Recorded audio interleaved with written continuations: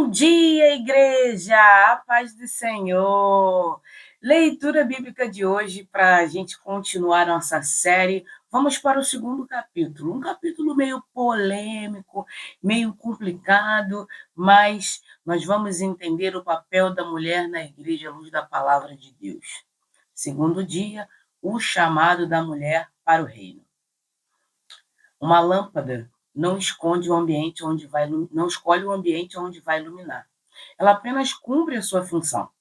Assim é a mulher no reino, chamada para servir aonde Deus a coloca à luz das Escrituras.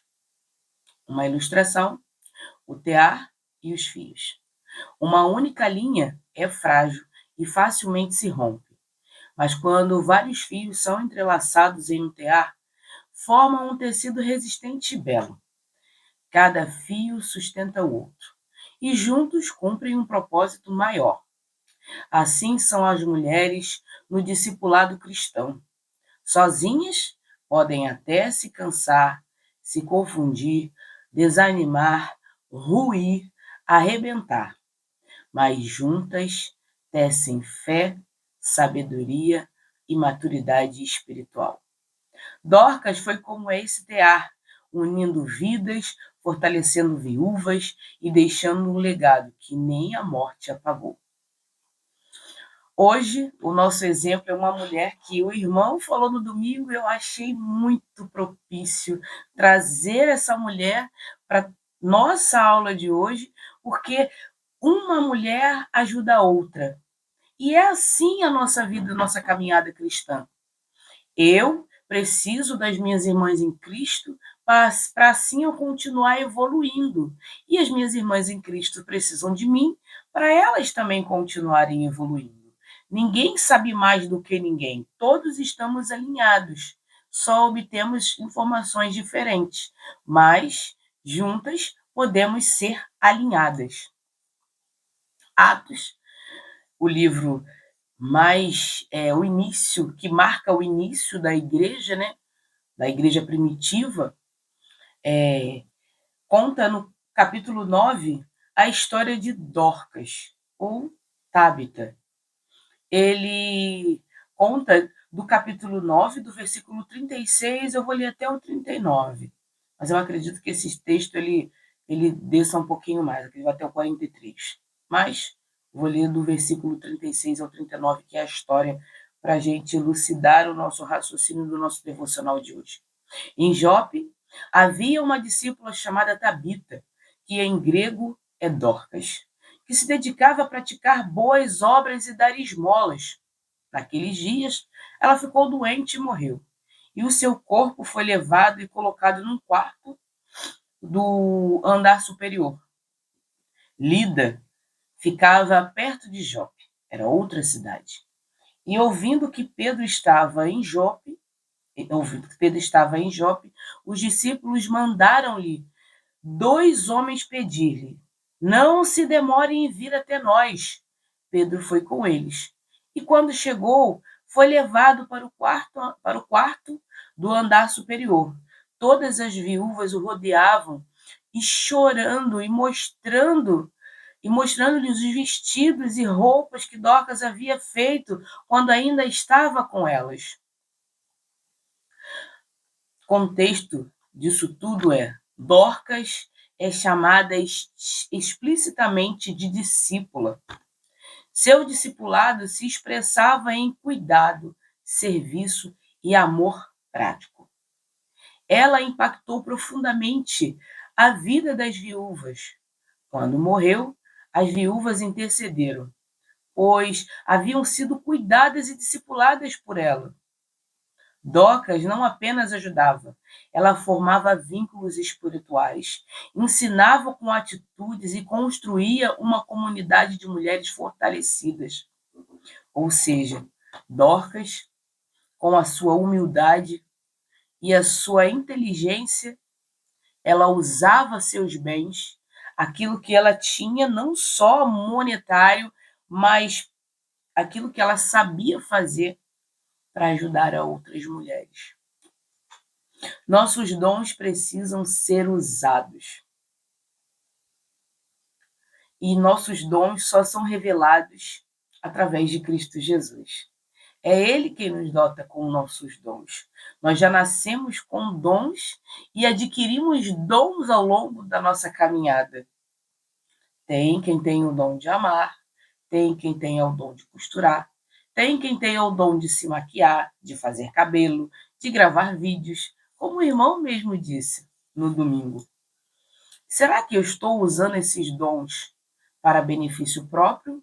Ou será que eu estou usando meus dons para o reino, para discipular outras mulheres? Aqui, nesse exemplo de Dorcas, ela foi usada como uma mulher que usava seus dons para fazer vestidos e roupas para colocar e vestir essas mulheres viúvas.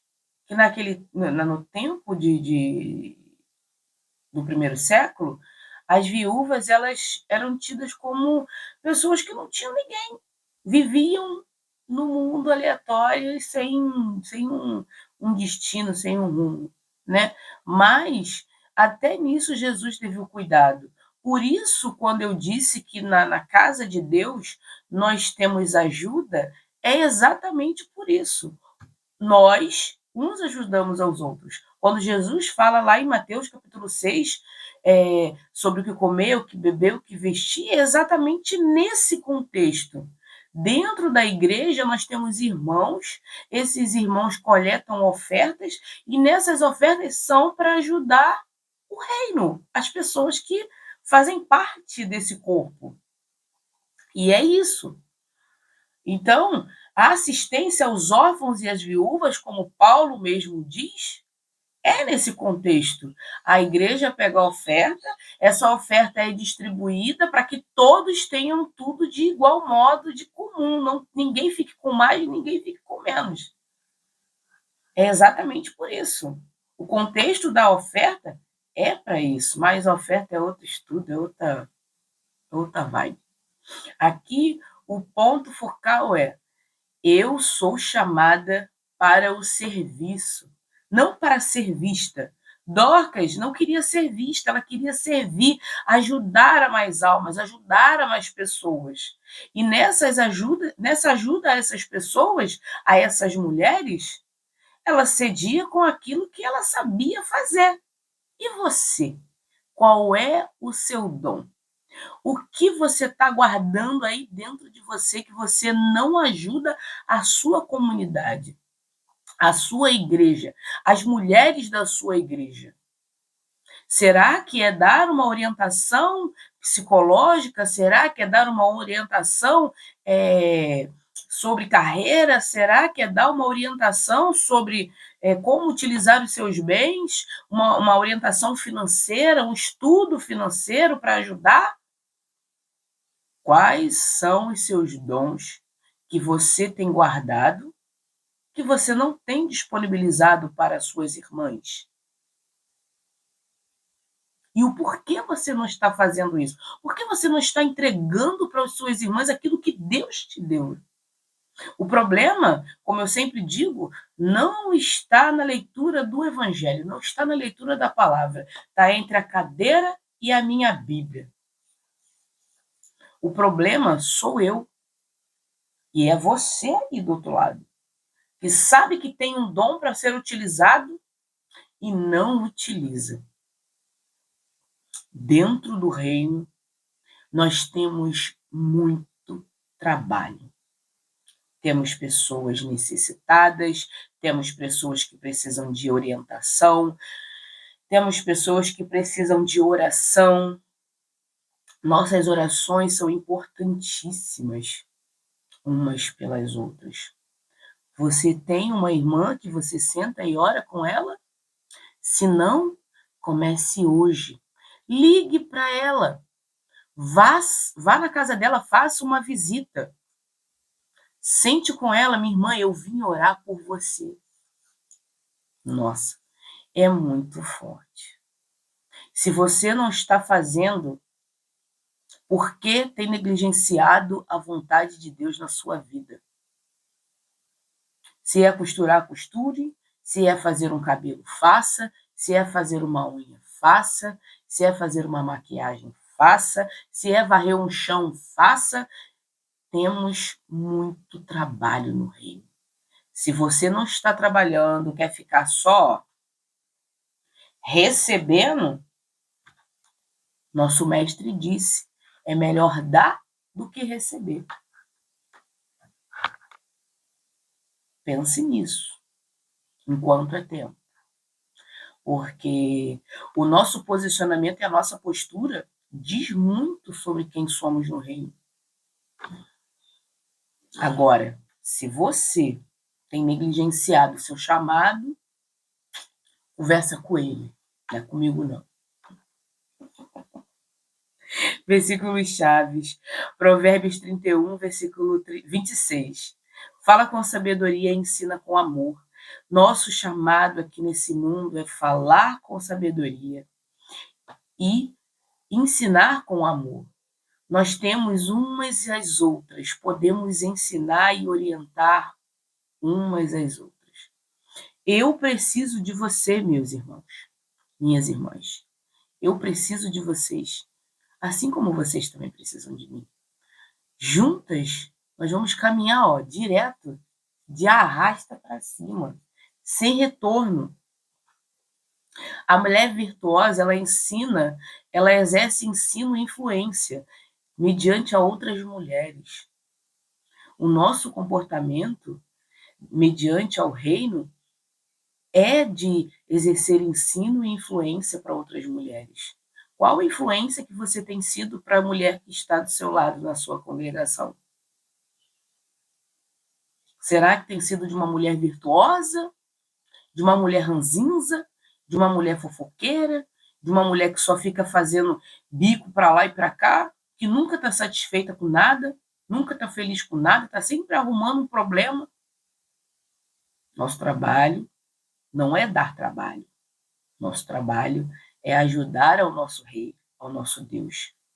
E juntas podemos fazer isso e ir além.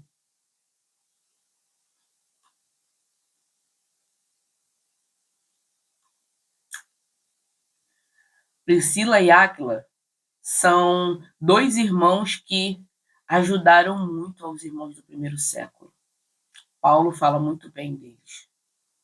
A mulher e o homem têm seus papéis dentro da igreja, e o papel da mulher é dar suporte para o homem, é dar suporte para o seu marido, ajudá-lo em suas necessidades. Ali, no texto de Atos, capítulo 18, versículo 26, ele começou a falar com grande desassombro na sinagoga.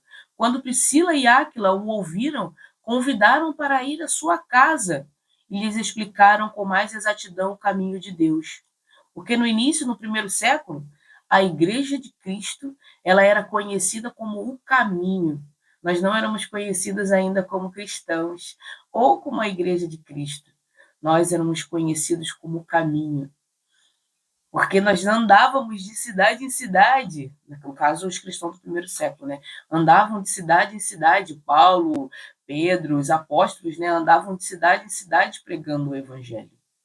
Aqui, nesse contexto, os dois, tanto Priscila quanto Áquila, ajudaram a esse líder, o Apolo, a ensinar a doutrina com clareza, ensinaram a doutrina para ele com clareza, sentaram, conversaram. É como se fosse você. Você vem aqui na minha casa, eu sento, eu e meu esposo, a gente senta com a Bíblia aberta, a gente conversa sobre o Evangelho. Diversas pessoas vêm aqui na minha casa e sabem que aqui na minha casa é um lugar do Senhor. Nossa casa é um lugar do Senhor. A gente senta com os irmãos, a gente conversa à luz do Evangelho e a gente vê o que está certo mediante aquilo que está escrito, não diante daquilo que eu entendo, que eu interpreto, porque a palavra de Deus ela não é interpretação, mas é o que o texto quer dizer. Muitos batem de frente comigo e com meu esposo dizendo, não, porque a palavra de Deus ela é interpretação.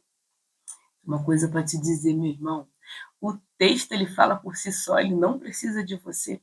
Ele tem um autor. Muitos deles foram os apóstolos.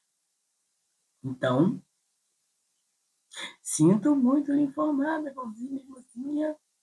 Se você acha que a Bíblia é interpretativa, que você vai levar de acordo com aquilo que você acha que é certo, a palavra de Deus ela não é interpretativa, ela tem o seu autor. E nós devemos ler de acordo com o autor. Leitura e interpretação do texto, não de acordo com a nossa interpretação, mas de acordo com o que o texto quer dizer. E é isso.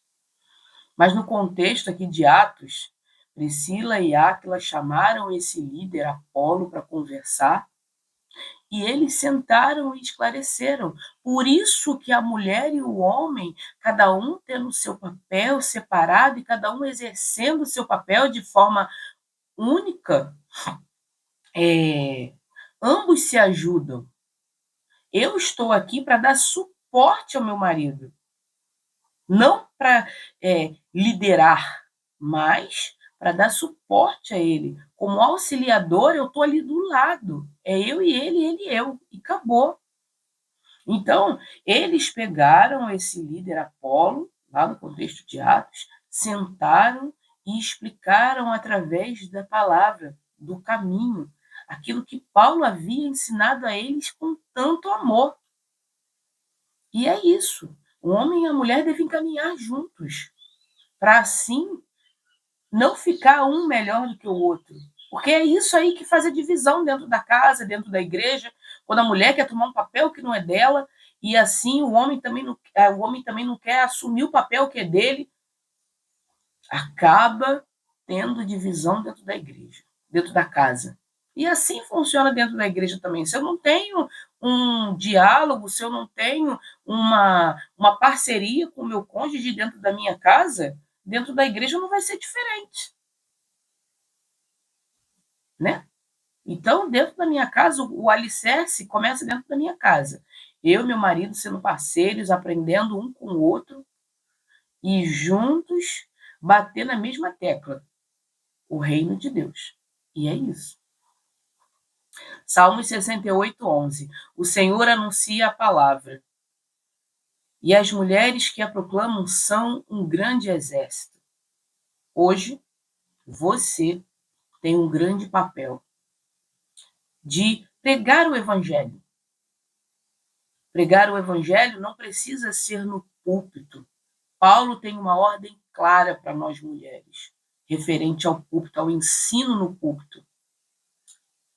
Nós podemos ensinar nas redes, podemos ensinar no nosso trabalho, podemos ensinar na fila de um banco, podemos ensinar em qualquer ambiente. O púlpito é exclusivo, é uma parte reservada pelo Senhor. E é isso. E se você quiser discutir, não discute comigo, não. Quando Jesus voltar, que a gente tiver todo mundo junto lá, tu pergunta para ele exclusivo. Assim como tu pode perguntar para Paulo, né? Foi ele que escreveu, inspirado pelo Espírito Santo de Deus. Quer resposta? Discute com o Espírito Santo, porque comigo o papo começa e encerra no mesmo dia. Devemos nos colocar em nosso lugar. Qual é o nosso lugar? Sendo servas do Senhor, aonde estivermos.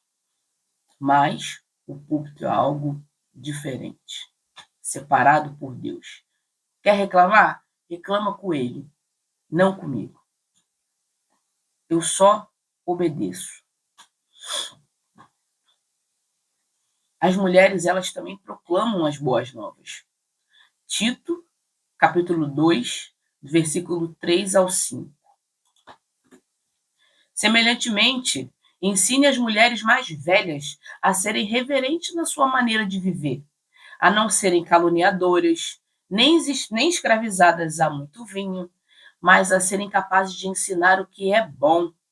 Assim, poderão orientar as mulheres mais jovens a amarem seus maridos e seus filhos, a serem sensatas e puras e a estarem ocupadas em casa, a serem bondosas e sujeitas a seus maridos, a fim de que a palavra de Deus não seja difamada. Eita. Paulo aqui, ele já está dando a lapada já no meio do crânio. Vou bater ponto por ponto. Semelhantemente, as mulheres ensine as mulheres mais velhas a serem reverentes na sua maneira de viver. Ou seja, sendo reverentes a Deus e umas com as outras. A não serem caluniadoras, fofoqueiras, nem escravizadas a muito vinho, alcoólatra. Não vive sem botar uma taça de vinho, uma cerveja, já tá errado, mulher cristã já não pode ficar enchendo o bucho aí de cachaça na vida. Aqui é o próprio Paulo falando, nem escravizadas a muito vinho, porque naquela época lá o vinho era o top trend das bebidas, né? Então, Paulo aqui, quando ele fala não escravizadas a muito vinho, é exatamente por essa questão, para não ficar, chapada, doidona, não perder a sua lucidez, porque a bebida, ela tira o nosso raciocínio, ela tira a nossa capacidade de raciocinar. Que Paulo ele bota uma condição, mas serem capazes de ensinar o que é bom, ou seja, nós temos o papel de ensinar o que é bom, o que é justo, o que é verdadeiro, o que Deus quer que façamos. Aqui ele continua. Assim poderão orientar a mulheres mais jovens a amarem seus maridos e aos seus filhos. Ou seja, as mais velhas têm a total obrigação e capacidade de ensinar e orientar as mulheres mais novas. Ou seja, eu, como uma mulher mais velha, devo olhar com amor e compaixão as minhas irmãs mais novas e aconselhar. Assim como as irmãs mais velhas do que eu precisam olhar o meu procedimento e me aconselhar. Eita Deus! Será que você está cumprindo o seu papel como Paulo descreveu aqui na carta a Tito? O que está faltando para você ser como essa mulher mais velha, que orienta a mais nova e que foge da fofoca, que não é escravizada ao vinho e que são capazes de ensinar? Fica aí para você essa pergunta. Você responda, você com você mesmo, você com Deus. Amar e a serem sensatas e puras. Ou seja, não ficar na roda de gente que fica fazendo fofocada, que fica bebendo, que fica de conversinha fiada, que fica falando, mas seu marido não trabalha, né? Seu marido não faz nada, seu marido é isso, seu marido é aquilo. Fica de calúnia o dia inteiro. Ao invés de estar tomando conta da sua casa, da sua vida, está tomando conta da vida dos outros. Vá tomar conta, vá lavar a louça. Arruma um gato. E se um gato com as 7 vidas dele não for suficiente, arruma 2 gatos. E se os 2 gatos não fossem o suficiente com as 14 vidas dele, arruma outro gato. Se as 21 vidas não for suficiente, minha irmã, pelo amor de Deus. Vai para dentro da tua casa, fica quietinha lá, busca orar ao Senhor, conhecimento, para você poder estar alinhado com a vontade dele. E é isso. Estarem ocupadas dentro da sua casa, ou seja, ao invés de ficar de fofoquinha, fica dentro de casa, tem tanta louça para lavar, tanta roupa para lavar, tanta comida para fazer. Gente, eu sou adepta da não fofoca. Eu não suporto fofoca. Para eu chegar, sentar com alguém para conversar, é para falar do rei. E olhe lá. Agora, para sentar e ficar de fofoquinha, não conta comigo. Não conta comigo. Eu já começo logo a sair de perto. Começo logo. A estarem ocupadas dentro de casa. Está faltando trabalho dentro de casa? Vai buscar um CLT. Para você ver o que é bom para tosse, trabalhar de segunda a sábado, de segunda a sexta. Trabalhar para poder... Eu costumo dizer para as pessoas para ela trabalhar de telemarketing, que ela vai ter vários problemas para ela resolver. E aí não vai encher a paciência do outro, né? Você já não está ocupado o suficiente com os seus problemas, está com pouco problema. Para poder estar falando da vida dos outros, está com pouco problema. Né? Porque para falar mal dos outros, para ficar fazendo fofoquinha, para poder ficar na rua enchendo a paciência dos outros, é porque está com tempo. Se está com tempo, arruma um trabalho de telemarketing. Fica atendendo ligação todos os dias.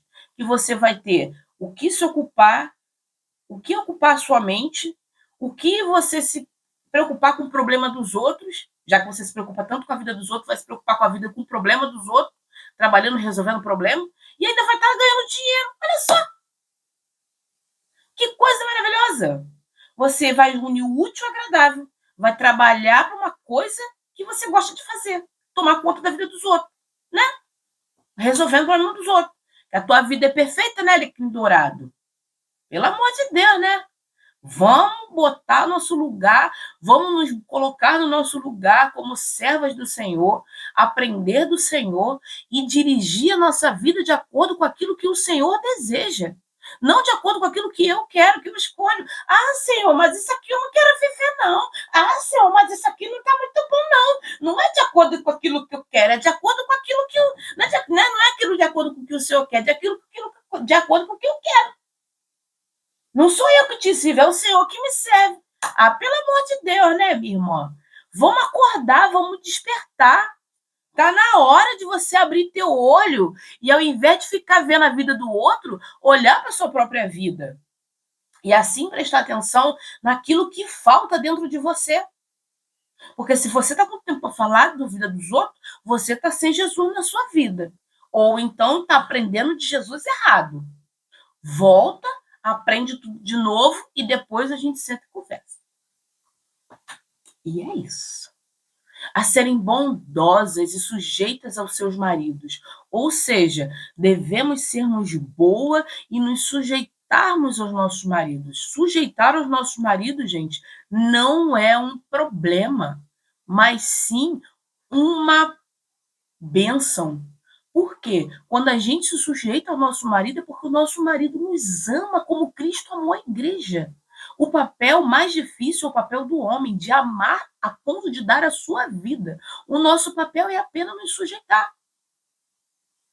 O diálogo é a parte fundamental de um relacionamento.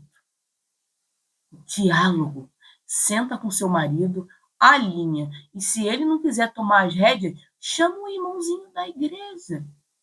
Conversa com ele, meu irmão, ó, meu marido está deixando de desejar nisso aqui, assim. Mesma coisa o marido. A mulher senta com o irmãozinho da igreja e fala com ele, irmãozinho, ó, minha mulher está deixando a desejar aqui. Para juntos alinharem e assim sentar juntos e conversarem. E o principal, entregue tudo para Deus. Se o seu marido está sendo um problema, entrega ele para Jesus. Eu falo para meu marido todos os dias: tu quer fazer alguma maluquice? Vai fazer, mas vai culpar o barulho com o pai. Não é comigo. Se tu quiser fazer alguma maluquice, tu tá na mão de Deus. Tu sabe como a mão de Deus pesa.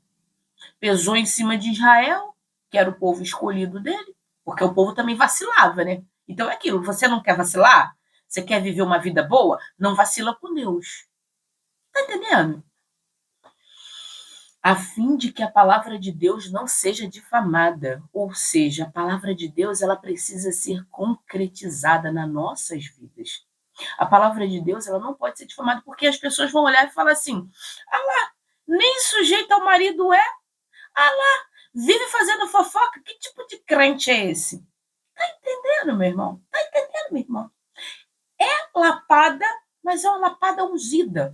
Pensa no Hadouken de ungido. É isso aí, Hadouken ungido. É sobre isso.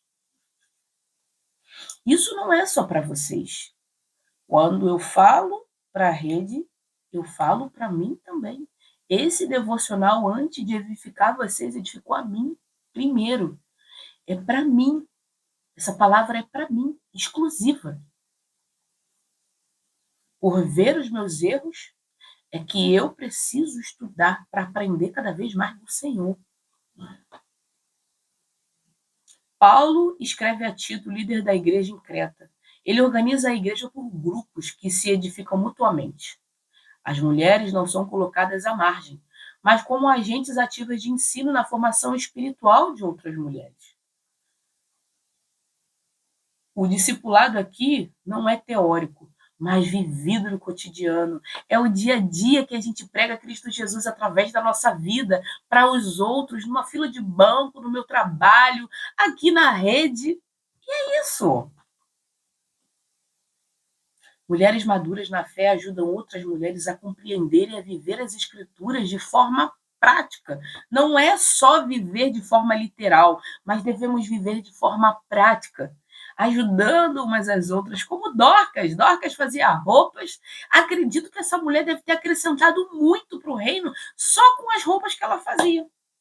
Mulheres que eram viúvas, que passaram a acreditar em Cristo Jesus através da sua atitude. Quais são as suas atitudes hoje que afastam as pessoas de Cristo? E quais são as suas atitudes hoje que aproximam as pessoas de Cristo? O princípio dessa prática é o crescimento mútuo. Eu cresço, você cresce, a sua irmãzinha cresce, a outra irmãzinha cresce, todo mundo cresce. Provérbios 27, 17. Assim como o ferro afia o ferro, o homem afia o seu companheiro, ou seja, andando em dupla, nós duas, eu preciso de você, você precisa de mim, nós duas vamos afiando, ó, para cima. Provérbios é um livro de sabedoria prática. O versículo em si ensina que ninguém cresce sozinho. O afiar acontece no relacionamento, no confronto amoroso, no cuidado mútuo. É eu e você, minha irmã, nós duas crescendo juntas e aprendendo do Senhor, que é o melhor.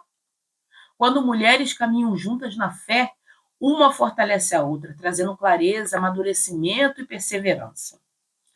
Nós somos chamadas para discipular outras mulheres.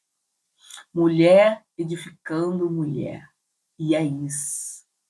Quer a obra mais perfeita do que essa que Deus deixou para nós? O discipulado entre mulheres não é opcional, é um princípio bíblico. Paulo ensina que mulheres devem cuidar, ensinar e orientar umas às outras, para que todas cresçam no entendimento das Escrituras e na prática da fé. Assim como o ferro afia o ferro, mulheres afiadas pela palavra ajudam outras a permanecerem firmes. E assim como Dorcas, que serviu, cuidou e deixou marcas profundas, cada mulher é chamada para ser instrumento de edificação na vida dos outros. Quando mulheres discipulam mulheres, a igreja se fortalece, a fé amadurece e Deus é glorificado. A mulher é chamada para ensinar, discipular, proclamar e edificar outras mulheres. Temos um papel fundamental na vida dos nossos filhos, na vida dos nossos maridos, na vida de outras mulheres.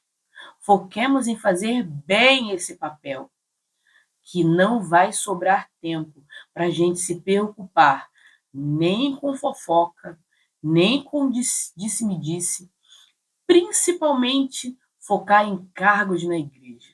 Nosso papel é fundamental na busca de crescer, do crescimento. Crescimento de quem? Uma das outras. Minhas irmãs, eu preciso de vocês e vocês precisam de mim. Somos uma com as outras, ali, ó, páreo a páreo, crescendo para fazer a obra do nosso Mestre, Cristo Jesus. Amém? Vamos orar? Paizinho amado e querido Deus, graças te damos por mais um dia que se chama hoje, Senhor. Pai, com tantas coisas no mundo querendo nos oferecer que nós mulheres somos empoderadas, que nós mulheres somos autossuficientes, que não precisamos de nada nem de ninguém. O Senhor nos coloca e nos mostra, Pai, que precisamos sim uma das outras. Não com o olhar altivo de que eu sou melhor ou que eu sou pior, mas sim com um olhar de construção. Construção da tua obra e da tua vontade, Pai. Muito obrigada por nos mostrar qual é o nosso papel dentro da igreja. Ajudarmos uns aos outros. Crescer espiritualmente. Ajudar uma irmã todos os dias, seja em oração, seja em palavras, seja em conselhos. Estamos aqui, Pai, umas para as outras, para a tua glória, porque a glória é do Senhor, não nossa. Muito obrigada, Senhor, por esse estudo, por esse ensinamento, por cada pessoa que permaneceu aqui, Senhor, até esse momento, agradecendo, louvando e glorificando o teu santo nome. Pai, perdoe nossos pecados, nossas falhas, ajuda-nos a ser melhores para o Senhor, não como um peso, mas como uma forma de alavancar e voar para ficar mais perto do Senhor. Que eu, Pai, me coloque como uma serva do Senhor, para ensinar, ajudar, orientar outras mulheres, assim como o seu plano nos sugere, Pai. Para que não andemos em fofoca, em disse-me-disse, arrumando contendas, arrumando brigas, arrumando o que fazer de errado. Mas sim, Pai, assumir a nossa postura de servas, ajudando as irmãs mais novas e sendo ajudada pelas irmãs mais velhas. Muito obrigada, Pai. Hoje eu oro e já te agradeço e te peço, Pai, toma o meu dia nas tuas mãos, toma o nosso dia nas tuas mãos. Amém.